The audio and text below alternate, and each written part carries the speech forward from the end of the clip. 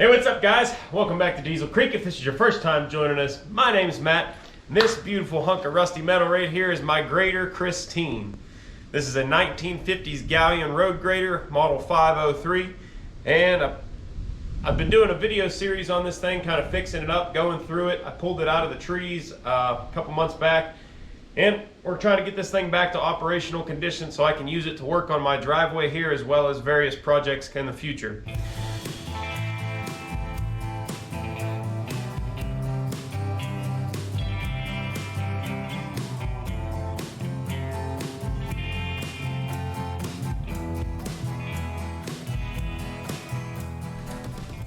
So we got the grader sitting back on new tires and we're looking sharp and everything. I'm still waiting on some parts so that I can put the engine back in this big old hole right here. But the fuel tank still needs cleaned before I'd be able to reassemble it even if I had the parts. So we'll go ahead and get that knocked out of the way just now. So here sits our fuel tank. This is the top half of the fuel sediment bowl here. It is just plugged up solid with nasty gunk there. I'll go ahead and thread this thing off of here so I can clean it separately. Guys hear the Jake on that truck? They've been running that truck out my road here, dumping concrete in a spot where the hillsides are road and the road.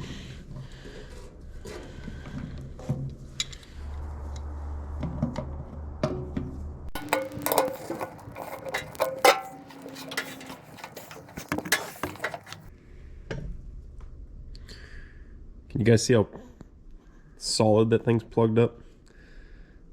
Ugh. So cleaning these fuel tanks can be quite a pain to get the insides clean here.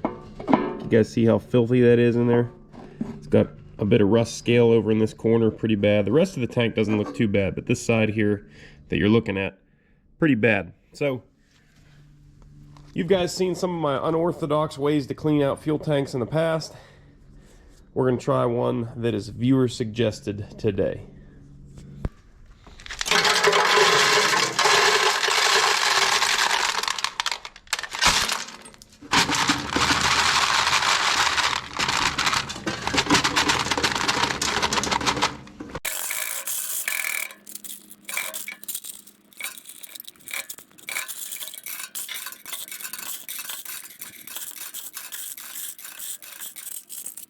All right. Now, in the past, I've tumbled tanks, and everybody told me that sharp limestone like this is the best way to really hit every spot in the tank. And because it's kind of a sharp edge, it'll take off those bits of rust. So we're going to give that a shot.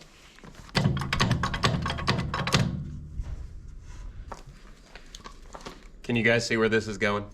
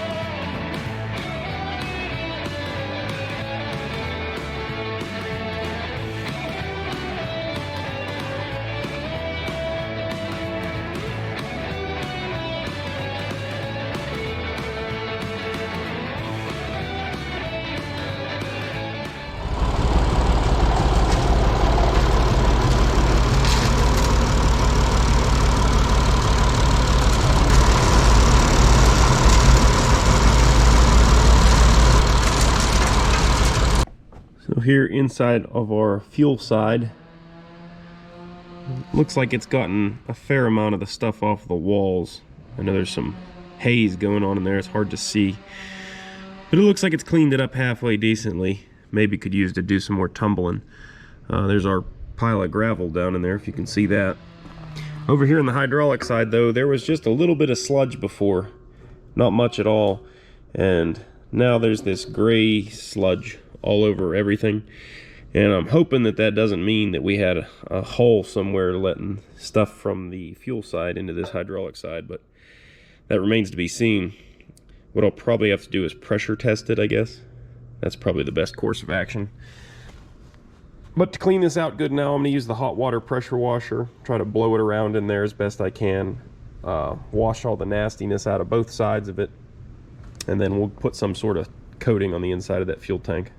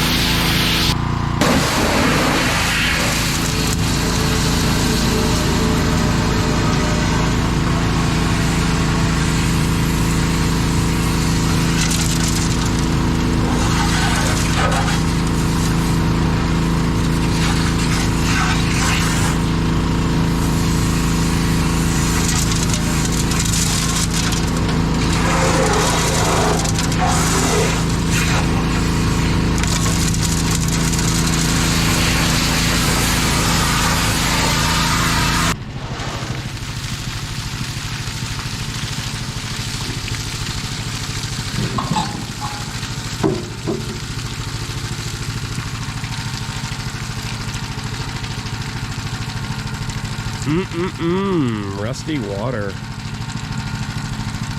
Bet you it's gonna be fun getting all that gravel back out of there. Alright, we've got the fuel tank back in the garage here. That pressure washer actually took a lot of the paint off. I was expecting it to take off a little bit, but I mean, like, it took off like a good bit. This is all bare metal here. And the paint that it left behind is like 3 layers thick, so it's like a big edge. So I'm gonna have to hit this whole thing with the sander, I guess, and might as well paint it while it's off too. But the inside of the tank actually came pretty clean. There's a Roscoe. There's a Roscoe. You haven't made an appearance in a while, huh, Bubba? Yeah? He's a good boy. That old fuel smell good, huh? Yep, there's the meatball trying to bring his ball in here. It ain't gonna fit, Jack. You can ram into it all you want. You ain't gonna get it through there. Hit it.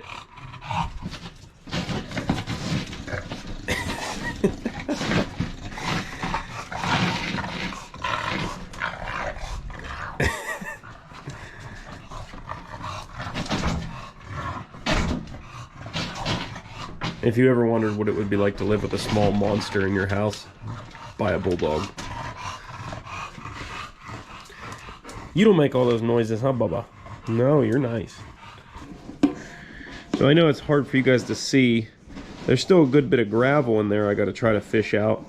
But the walls of the tank and everything came really nice and clean. It looks like there was some sort of factory coating that I have mostly removed now. But yeah. So there's a pretty good shot of the inside of the tank. It still doesn't look as bad in person as I think it's showing up on the camera. I think a lot of what we're seeing in there is some sort of factory coating that is mostly chipped off now. And I'm going to take a shop vac and attempt to vacuum out that gravel. Hopefully that works for us. And then I'm going to blow around some acetone in there to try and eat up all the water. And then I have a 2-part epoxy This stuff. Any of you guys ever use this? Gas well, cast well, whatever it is. It's like a two-part thing here. You got an A and a B. You mix it up and slosh it around in there, and it's supposed to seal up the tank real good. It's just what they had on hand at the local hardware store, so I'm gonna give it a shot. But yeah, here's to hoping that this works. There are some small pinholes here on the tank, right here, that you can tell this is where the strap was, or this is where the tank was sitting on the machine. And there's several holes right here, and a couple more little ones up here. The good news is the sealer that I was just showing you should patch those up, and I'm also gonna think about doing something out here on the outside to try and seal them up from both sides, so that should help. Keep in mind, I have no idea if this is gonna work or not.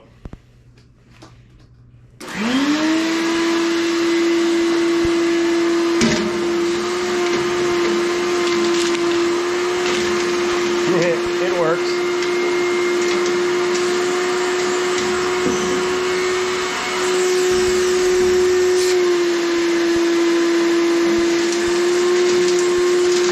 I would just turn the tank up and upside down and shake it around till everything comes out, but it's kind of heavy for that.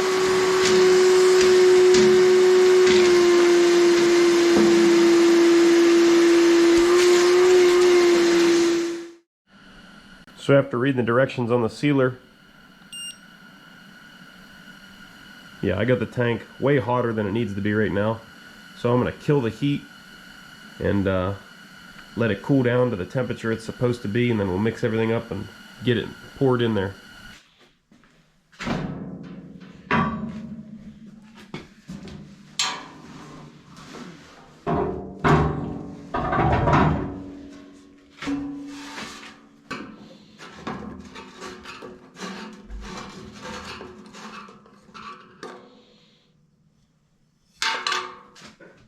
Took one look at this stuff and decided I should have gloves on to handle it. Oh, here goes nothing.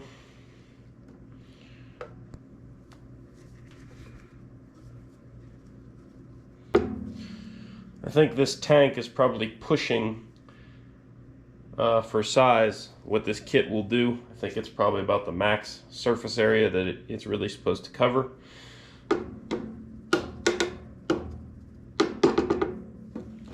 So, trying to get every drop. Bottoms up. We're now at the point of no return. Gotta mix this very thoroughly for 2 minutes and dump her in here. Start sloshing it around.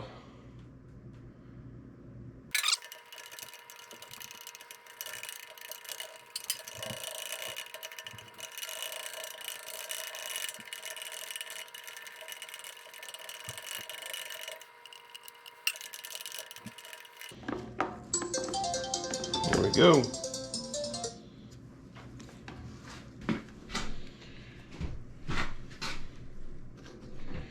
Right down the old hatch here.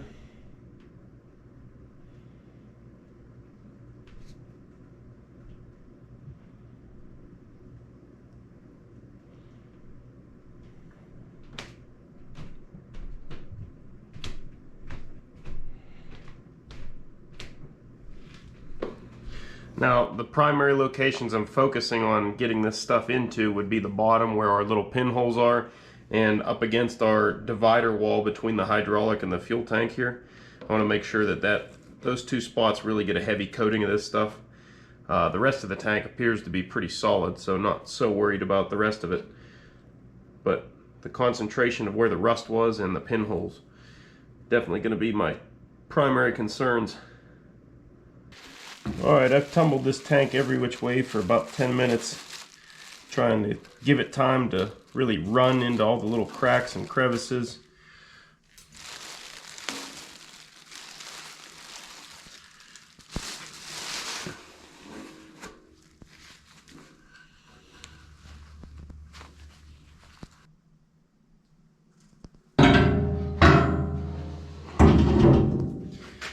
Well, it definitely looks like everything's got a nice good coating on it.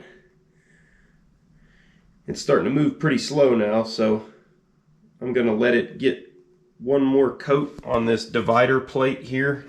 Make sure we got a nice good thick seal over top of that, because that's where the bulk of the rust was. After we're done with that, we'll flip it over, and it says to let the excess drain, so I will do that. Can you guys see in there? Just waiting for it to pull all the way down into this corner closest to us.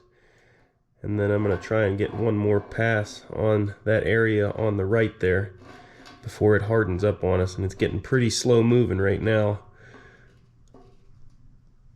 But it's looking good. I like it. It looks like it's done a good job coating everything. And clearly it's got into all the little pinholes that I didn't know about on the bottom. So hopefully it's got them sealed up good. Well, the tank is officially done coated. I got the tank upside down right now, and that coffee can sitting underneath there to catch any excess that runs out overnight. I'm going to let it completely cure. It's got to sit, according to the paper, it's got to sit like 4 days before you can put fuel in it, but that shouldn't be an issue. The next day, our epoxy has had a chance to dry. And let's have a look here. I'm going to peel off this tape first to see if we got any epoxy coming out our holes. You guys see that? Pinhole there, there's still a little piece of tape here. But the epoxy came through there and made a really nice seal on the outside of those. I think there's one right here. I think that was one. The worst ones were over here.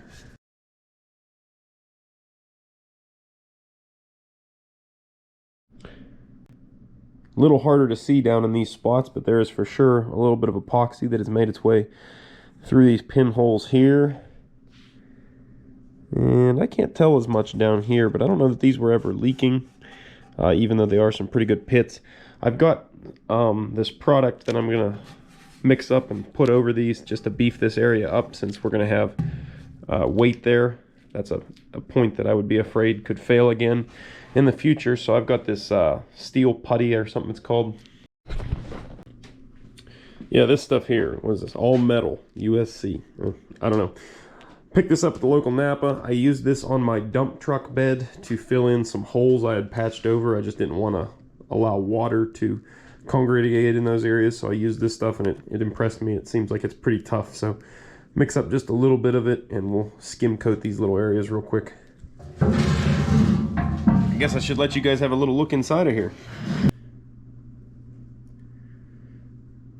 Hopefully you guys can see in there, but it did a really good job. I got it thoroughly coated, and it's left a nice thick barrier across the bottom, and you know, it's not too thin on the sides either, but the bottom was what I was most concerned about. Also, this divider wall that divides between the hydraulic and the fuel side of this tank, I was able to get a really nice, good, thick, heavy coat on that, and really let it soak down into the seams there. So I think it did a great job. I'm more than happy with it. Yeah, not affiliated with them, but I'd use it again.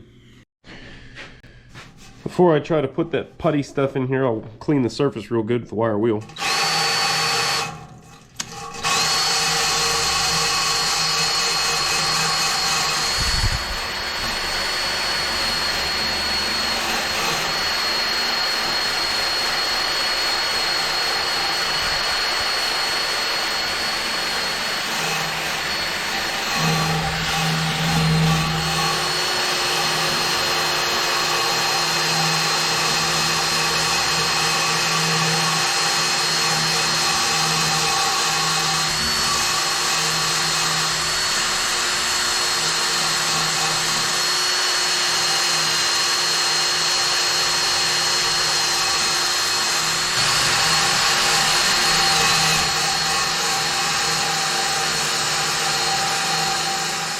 Make sure it's nice and clean with a little bit of acetone.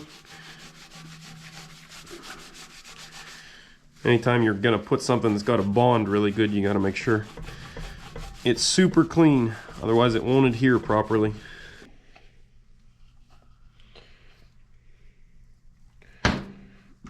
Won't take very much, so just put a little dab out there.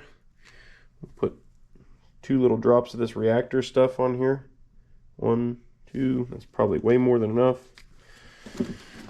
Mix that around thoroughly.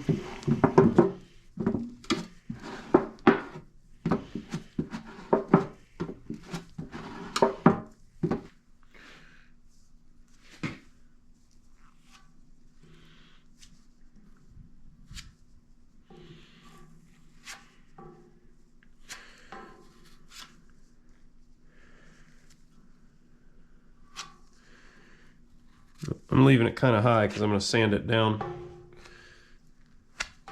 I'm making sure I push down nice and hard too to kind of fill in these little craters on this side. Alright, well this putty stuff is drying. I'm going to go ahead and focus my attention on this paint. This side is the side that faces the cab, so it's never seen sunlight, it's never seen near the abuse that the other sides have. And this is also the original paint as best I can tell. Not too much work to do on this side. But the rest of the faces of this tank are covered with many layers of crappy paint. As you can see, the top here, very nasty. So I'm just going to go ahead and work this thing down with some 100 grit. Try and get rid of a lot of this stuff. Again, I'm calling this a socially distanced restoration because it's going to look a lot better from 6 feet away or more. I'm not looking for a professional automotive finish here or anything like that. Just looking for something that looks nice and doesn't, you know, look like complete garbage. So we'll go ahead and knock this down with some 100 grit, work down to a 220, and then throw a primer over the whole thing. And yeah, I think that'll be doing pretty good by old Christine. All right, well, a lot of people would probably tell you need to have a DA for this, but yeah, this is random orbital. That's close enough.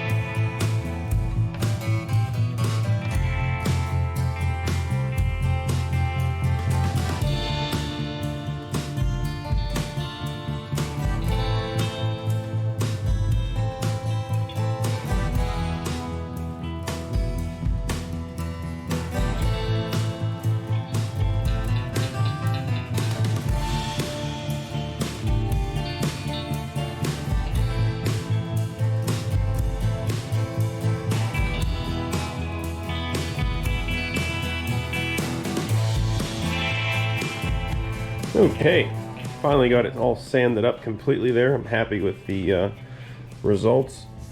a lot of the paint, I guess, wasn't adhered properly. Like every time I would think I was done sanding, I'd take the air gun and blow it off, and there'd be little chips of paint flying off, so there'd be hard edges again and stuff. So I'd have to hit them again with the sander and mellow them all back out. You know, there's still some places that aren't perfect, but like I said, it's a socially distant restoration. It's not a showpiece, so it's good enough for what we're doing. And you really, the only parts of this gas tank that you can see when it's installed are the top and these sides. So I took the most time on the sides because that's really what you'll see the most.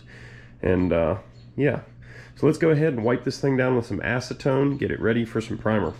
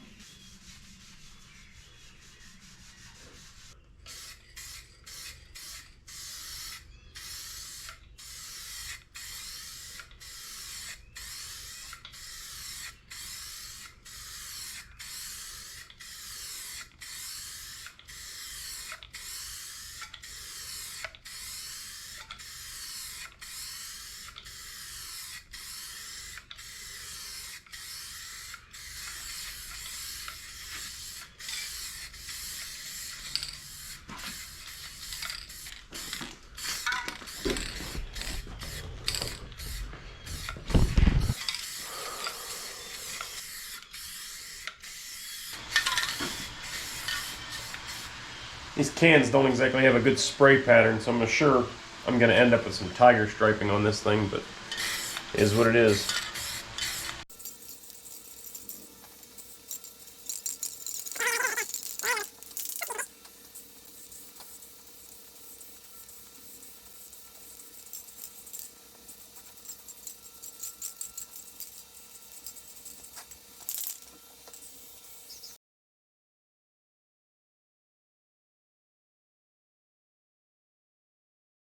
Alright, while our primer's drying, I've had these, the caps for that tank soaking in some muriatic acid here for about 24 hours. The dipstick actually came off the hydraulic cap, and I believe this is our oil cap right, or fuel cap right here. It is. Yeah, so what I'm going to do is take these outside, hose them off real good, make sure they're all cleaned up real nice, and then we'll go ahead and get them painted too. Carefully. So here's our fuel cap. Looks a lot better since we cleaned all that nasty paint off of it. Layers and layers of paint. It says buy clean fuel, keep it clean. Seems like all old equipment used to say that on the fuel cap, so that's pretty neat. I like that. And then I guess that's some sort of serial number right here, and then it's got an IH, as in International Harvester logo stamped in it right there. I don't know if you guys can really see that well. But then on the inside here, I noticed too, stamped into this little piece. I don't think it wants to focus. Anyway, it says Eaton, as in like the Eaton Corporation that makes all kind of stuff.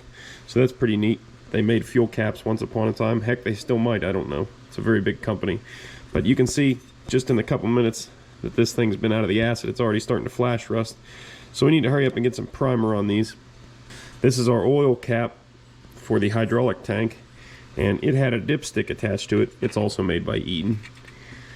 So this had a dipstick soldered onto it like so, and it was wobbling around on there. The solder joint was partially broken, and I was going to repair it, so I stuck it in the acid, and the acid actually ate all the solder off of it, which is pretty incredible. I didn't think that that would eat the solder like that. So yeah, we're going to fix that too.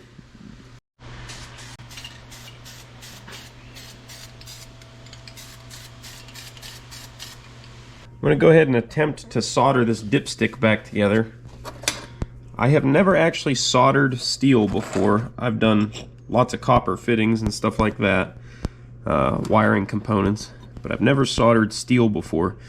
So this is all trial and error, probably going to be mostly error.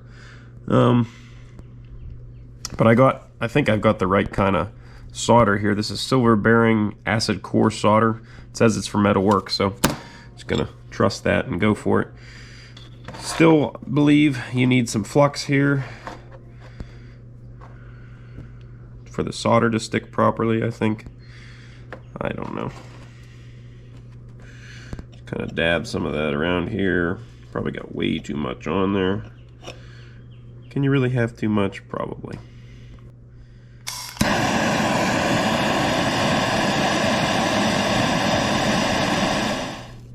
Oh yeah, we're getting some melting.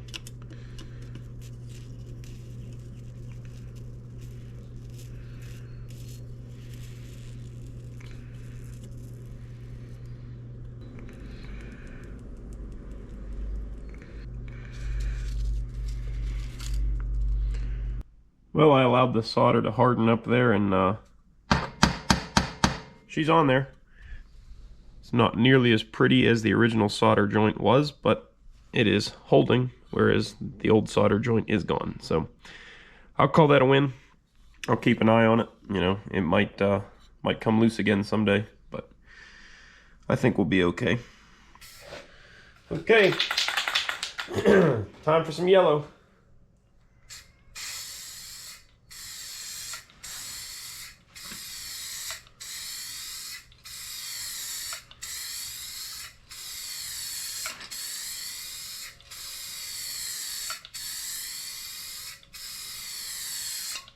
A lot easier to see where you're spraying this yellow, I'll tell you that.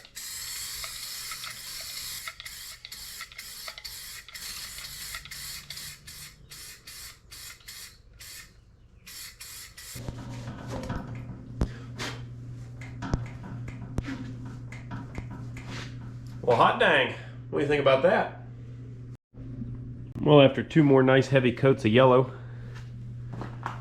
it actually, I don't know if it's just the camera or what, it almost looks like there's still tiger striping showing through, but I don't see it in real life here. It just seems to be showing up on camera. But I think it turned out really good. Like I said, you're really only ever going to see the ends of this tank anyways. This middle is covered up by the hood like so. I think it turned out good. It's really nice. Everything looks very nice. I'm very happy with the way it turned out. There is, I don't know if you guys can see it, this little bit of, I don't know what you'd call that. It was almost like the paint kind of shriveled when I sprayed the second coat on, and I don't know what causes that. I don't know if the surface wasn't quite clean enough and there's like some residue around there or what. But I did really try to clean the top as best I could, and it did it one other place. I think right down here there's another spot it did it. I've had that happen to me other times.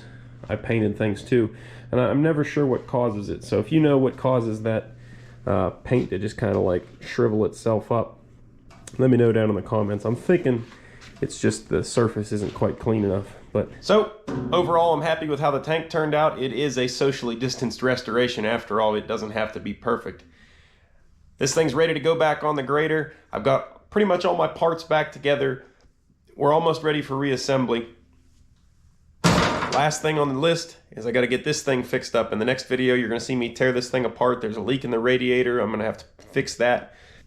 And the supports down here are all rusted and broke and cracked and falling apart. So we'll be fixing all that up in the next video. But as always, guys, thanks for hanging out with me, and I'll catch you on the next video. Later.